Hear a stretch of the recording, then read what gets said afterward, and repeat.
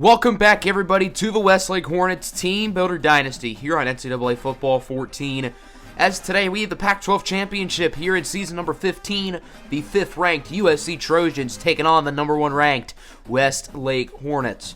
The Hornets just wrapped up their second undefeated regular season in school history, and as they enter the postseason, they know what is up for grabs. A win today most likely puts Westlake in the national championship. As we take a look at the situation, I think there are 4 teams competing for this championship. Westlake, Michigan, Florida, and UCF. If the top 4 teams all win, I imagine it'll be Westlake and Michigan, but you have to watch out for Florida and UCF. Running back Isaiah Sparks is also very close to winning the Heisman Trophy. He's been the favorite since like week 2. And this is his last opportunity to prove to the Heisman voters why he should win the award.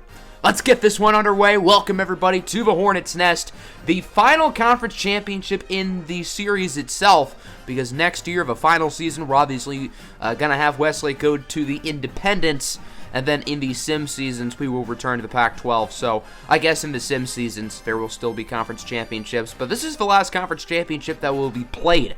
Westlake all-time is 12-0 in conference championships, 3-0 in the Mountain West, 9-0 in the Pac-12. Good start on defense as the quarterback, Brandon Sutherland, loses a yard, wrapped up by the safety, Florentino Phoenix, and it is now 3rd and 4 for USC. Sutherland looking to throw it. It's a screen for Joseph Vini, and he does not get the first down. He only gains 2. Winston Johnson and Gordon Waters-Key were both in the area to get the stop, and that would lead to a punt, so Westlake would get the ball for the first time today. AC3 connects with Mo Rogers for a nice gain of 17. Maurice Rogers still has not scored at all this season, which is pretty unbelievable. 3rd and 1 at the dump off for the Heisman Trophy favorite Isaiah Sparks, who makes a nice cut, gaining around 10 yards, which is more than good enough for a Westlake first down. Obviously, this offense runs through Isaiah Sparks, but so far, the theme of this first drive has been a lot of passes. Back to Sparks. He gains 13 before getting laid out by the defensive back. But 2 quick catches for Isaiah Sparks, who's making an early impact in the receiving game. First down now for the Hornets, about halfway through the first quarter. Westlake looking great on this drive so far as it's an option. Toss for Isaiah Sparks, and the USC defense read that play through and through. Sparks loses a yard. He has not been able to do a whole lot in the run game so far. Mike Booth is the one who brings him down, and that will lead to a 3rd and 11 for Westlake. Sparks and Porter both in the backfield. Anthony Cortez looking to throw it, and he is sacked for a loss of 7 by Ed Patton, and that will force a field goal try here. It'll be a 53-yarder for the junior, Zebediah Phoenix the second, and he drills it right down the middle. Make that 15 straight field goals for Zebediah Phoenix. Obviously, he started the season off slow. He started 6 for 12, but has not missed a kick since that Boise State game, which was pretty early into the year. He has been phenomenal. Automatic the past 6 or so games, as it is now 3-0. USC with the ball, 2nd and inches. It's a screen, and it's picked off. Shanair Abudka with the INT, his 4th of the season. And Westlake will start the ball in enemy territory. A huge turnover forced by Budga, who's been a little bit quieter in the second half of the season after his very hot start, but he makes a gigantic defensive play there, and the Hornets really have an opportunity to build themselves an early comfortable lead. 2nd and 7, Cortez connects with Cassius Troy inside the 10. This is the final home game for Troy along with the other seniors, although last week was technically senior day. 3rd and goal, Isaiah Sparks finds the end zone, his 33rd rushing touchdown of the year. The all-time record is 37, set by Barry Sanders nearly 50 years ago. That is why Isaiah Sparks should win the Heisman. All of his touchdowns, all of his big plays. I mean, he's been so good. That screen was nearly intercepted again. I don't know why USC went for the same play, and it wasn't intercepted, but they didn't gain anything. That'll do it for the first quarter. Westlake looking good early. They lead 10-0. I probably should have pointed this out, but number 3 Florida and number 4 UCF have both already won their games. Michigan is currently playing Nebraska now in the Big Ten Championship. So if Michigan wins and Westlake wins, it'll probably be a Westlake-Michigan natty. The deep pass is broken up by Brandon Ralph. Westlake's defense gets another stop, and the Hornets can really make this game ugly. Already up 10-0. USC's offense has done nothing today. The Hornets' offense has looked pretty good. As on 3rd and 8, nice spin move by Teagan Moon to get the first down, keeping the drive alive. Moon leads the team in receiving yards this season. First down, AC3. Under pressure, going to heave it deep, and it's caught at around the 20-yard line by Mo Rogers for a big play.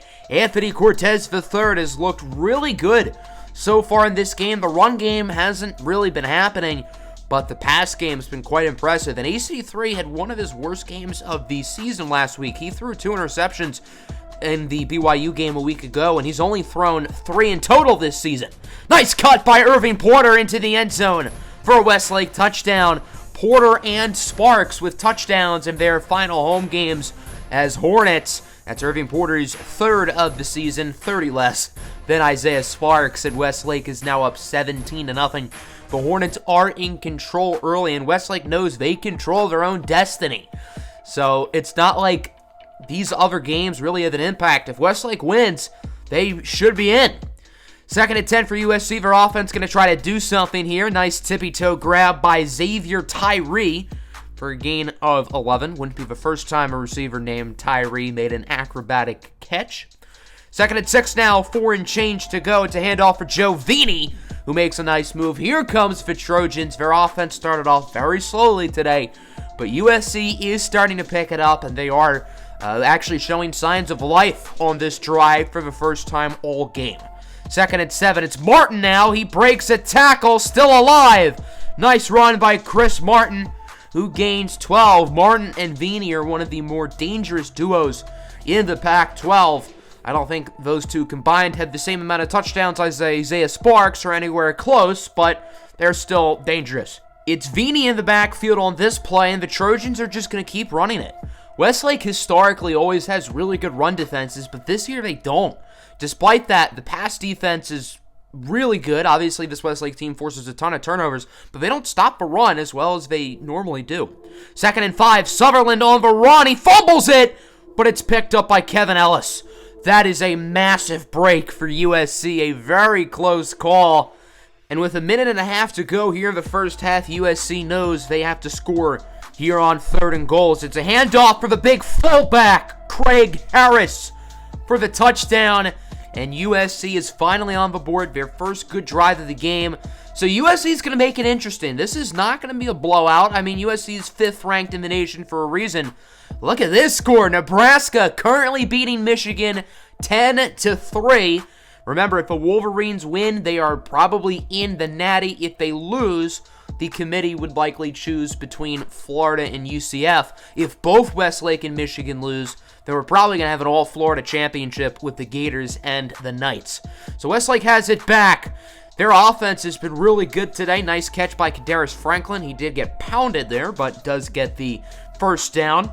3rd and 6 now for the Hornets. USC could really use a stop here. Cortez scrambling, short throw for Troy. That was a bad pass by AC3. Cassius Troy was open, but he underthrew him. Because of that, Troy loses 2, and Westlake for the first time today is forced to punt it. USC can make it a 1-score game here. This one's looked like a blowout, and if they can make it a 1-possession game, then I think either one of these teams could win. Nice catch for Gerald Andrews. First down. Sutherland going to scramble with it. Tries to run with it, but instead he is sacked. Jabari Achabe, the true freshman, with his NCAA leading 15th sack of the year. 2nd and 12. Sutherland again going to run with it. This time he's more successful.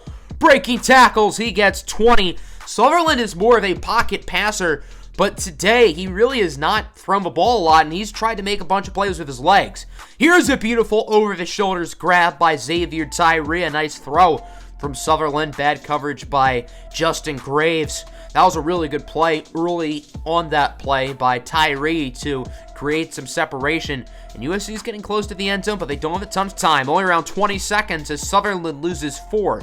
Crushed by Achabe. 2nd and 14, down to 10 seconds. Sutherland again keeps it, and he will slide And around the 10-yard line, USC calls for a final timeout. They're not going to risk it. Just going to try to kick the field goal as it is good. And the USC Trojans will cut it down to a one-possession game as it is 17-10 with 1 second. The Hornets had the ball, going to try to get some last-second big play. Cortez under pressure. He's got to watch out. Caught by Gallagher, who loses 7. That was a really risky play by AC3. He backed up nearly all the way to the end zone, kind of forced a pass. With 1 second left in the first half, you cannot be doing that. So the Hornets got very lucky. 17-10, your score, Westlake leads, but I feel like USC has the momentum currently. So this has been a very slow drive for Westlake. They're really only running the ball so far. This is the 9th play already. The first 8 were pretty uneventful. As Isaiah Sparks, he's just trying to create something out of nothing, and he loses 17 yards. Yeah, you can't be making that types of mistake. Hopefully, the Heisman committee will not have him lose the Heisman just because of that play, but that was pretty bad. 3rd and very long. AC3 going deep for Tegan Moon. A great throw, and he nearly caught it. Broken up at the last second, so the USC defense starts the second half off, forcing a punt, although it was a very long drive. And the Trojans have it. Sutherland keeps it on the read option. He gets a nice run inside the 40-yard line. And the Trojans have all the momentum right now. They're clicking on both sides of the ball after a very slow start. This is really anyone's game right now. 2nd and 7. Sutherland looking to throw it under pressure. He somehow escapes that and will run for another first down. As I said earlier, Sutherland is a pocket passer. This is really not his game. So I guess he's really tried to adapt the game plan against this Westlake defense, and it's worked. Here is Chris Martin now with a nice gain into the red zone. He gains 14, and USC is around 8 yards away from tying this game up.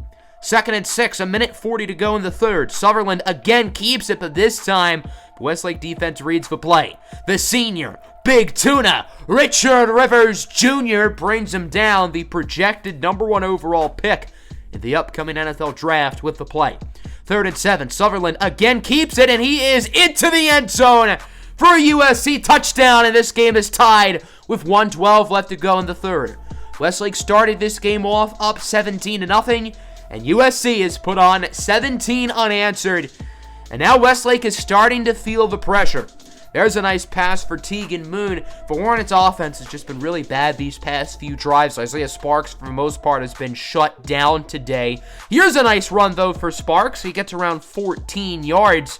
Good enough for a first down, and that'll do it for the third quarter. USC gaining momentum quickly. That was a very quick quarter, by the way, mainly because Westlake's first drive was very uneventful.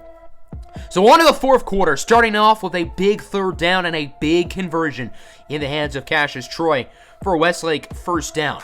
2nd and 10 now, Matt Miller joins AC3 in the backfield. Kadarius Franklin in motion as it's going to be an option. Cortez to Miller, and the USC defense knew that play from the start. Miller loses 6. It's Sean Schneider who brings him down, and it's not just Isaiah Sparks who's struggling to run the ball. Westlake is 6 for 9. Nice. On third down, let's see if they can get another one. Cortez scrambling, trying to get it to Cassius Troy, but the pass is incomplete, so that'll set up a field goal attempt here. Phoenix made one earlier from 49. This from 51, and it is a beauty. Zebediah Phoenix II has now gotten, 16 straight field goals to go in? I could be wrong. He's been the best kicker in college football the second half of this season. And in the first half of the season, this guy was missing chip shots. I don't know what's changed, but he's been automatic. 2nd and 10 here for USC, a huge sack for the redshirt freshman Noel Payne. That sets us up to arguably the biggest play of the game thus far. 3rd and 14. USC has 3 straight scoring drives. They could use a fourth. Sutherland looking to throw it, and he is sacked again. Back-to-back plays for Noel Payne with the 2 biggest sacks of his collegiate career. Probably the 2 biggest defensive plays all day. And USC would have to punt it. Westlake is back in the driver's seat. First down, Cortez scrambling. He's going to run with it with a nice cut, and he slides at around the 25-yard line for a big Westlake first down, and the Hornets have to be feeling good. 3rd and 5, short throw for Isaiah Sparks. He gets the first. Inside the 10, a big play for Isaiah Sparks. And Westlake is getting very close to the end zone. 2nd and goal, toss for Miller. Miller scores the touchdown, and Westlake will make it a 2-score game. All 3 main running backs, Isaiah Sparks, Matt Miller, and Irving Porter, have scored today. Miller with his 8th rushing touchdown of the season, and Westlake now leads by 10. Oklahoma wins the Big 12 championship over Texas, and with a minute to go in the Big 10 game, Nebraska and Michigan are tied at 17.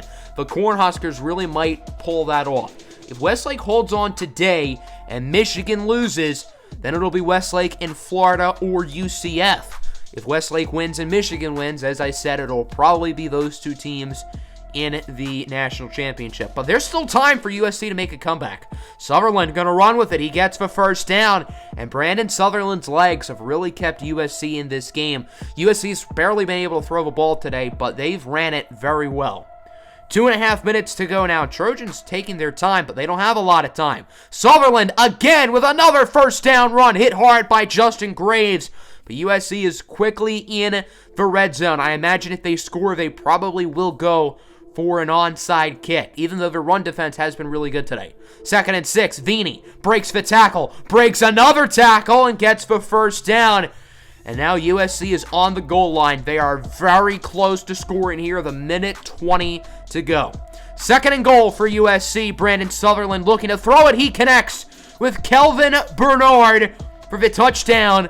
And this is only a 3-point game. If USC gets this onside kick, then things get really, really dicey. So here we go. The onside, and there is no trouble. Immediately recovered by Tegan Moon. And Westlake has to be feeling good. USC does have all 3 timeouts, but the Hornets just have to get a couple first downs, and they will be Pac-12 champions again. Sparks with a nice move. He gets the first. That could do it. Westlake with a big first down gain. I believe this would be the 10th straight Pac-12 championship win for Westlake, which is pretty unbelievable. 2nd and 5, another first down for Isaiah Sparks.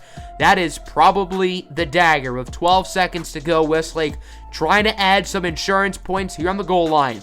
Toss for Sparks. Sparks strikes the Heisman pose as he goes into the end zone for a touchdown. Your most likely Heisman Trophy winner, Isaiah Sparks, with the icing on the cake. And there you go. 10 straight Pac-12 championship victories for Westlake. And as you can see, Michigan holds on to win the Big 10 championship over Nebraska. So it's looking like Westlake and Michigan. The final Hail Mary, not that it really matters. The pass is tipped up and incomplete, and now it is officially official. Westlake will now be 13-0, headed into bowl week, and a very likely national championship appearance. A good win here for Westlake. This game was ugly at times. Isaiah Sparks was not dominant. He had 26 carries, the most in a single game in his entire career, for 88 yards, 2 touchdowns. He also had 4 receptions for 44 yards. I think that should be enough for him to win the Heisman Trophy, and if not, there is some serious robbery going on. So sometimes in the Pac-12 championship game or the conference championship game, I show whether we make the national championship or not. Today, I will not show you guys. You're going to have to wait till next episode. Next episode will also be the Heisman ceremony. So national championship reveal, Heisman ceremony next episode, and then later in the week will be the bowl game, most likely the Natty. Hope you guys enjoyed. Make sure to like and subscribe. I'm out. Peace.